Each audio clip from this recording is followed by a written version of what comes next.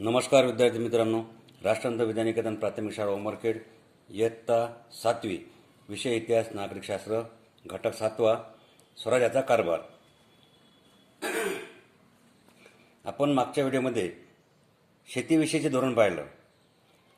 शेती हा खेड्यातील मुख्य व्यवसाय होता हे महाराजांनी जाणलं होतं. त्यामुळे शेतकऱ्यांच्या हिताकडे लक्ष दिले आणि त्यासाठी अण्णाजी दत्तो या आपल्या कर्तबगार व अनुभवी अधिकाऱ्यावर जमीन महसुलाची व्यवस्था लावण्याची जबाबदारी सोपवली.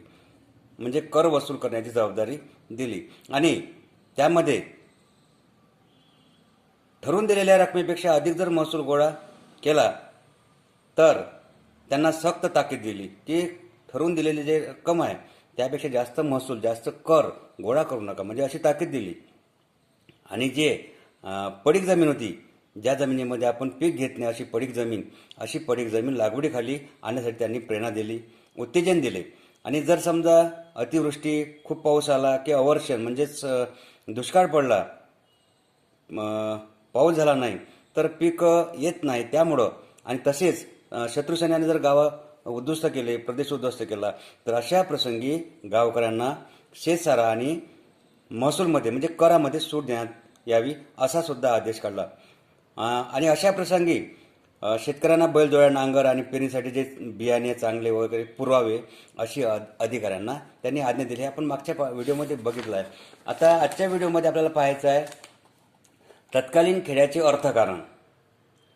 शेती व्यवसाय हा खेड्यातील अर्थकारणाचा भाग कणा होता.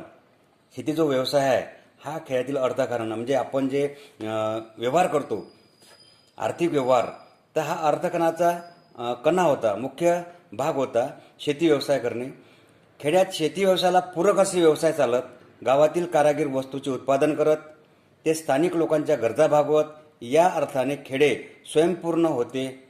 शेतकरी आपल्या उत्पादनातून आवश्यक तो वाटा कारागिरांना देत. या वाट्यास बलूत असे म्हणत. म्हणजे ते खेड्यामध्ये जो शेती व्यवसाय होता त्या शेती व्यवसायाला असे पूरक सुद्धा व्यवसाय चालायचे. गावात काही कारागीर असायचे, ते कारागीर काय करायचे, वस्तूचे उत्पादन म्हणजे वस्तू तयार करायचे आणि ते स्थानिक म्हणजे त्या ठिकाणी लोकांच्या ज्या गरजा भागवत, वस्तू देऊन ते लोकांच्या गरजा भागवत. या अर्थाने खेडे मग काय ते स्वयंपूर्ण म्हणजे त्या खेड्यामध्ये सर्वच मिळायचे, कारागीर वस्तू करून आणि शेतीचे व्यवसाय करून. त्यामुळे खेडे स्वयंपूर्ण होते. शेतकरी काय करायचे, आपल्या उत्पादनातून आवश्यक तो वाटा कारागिरांना द्यायचे आणि त्या वाट्यास काय म्हणायचं, बलुत असं म्हणायचं. आता व्यापार उद्योग आपण पुढच्या व्हिडिओला घेऊ. ठीक आहे विद्यार्थी मित्रांनो.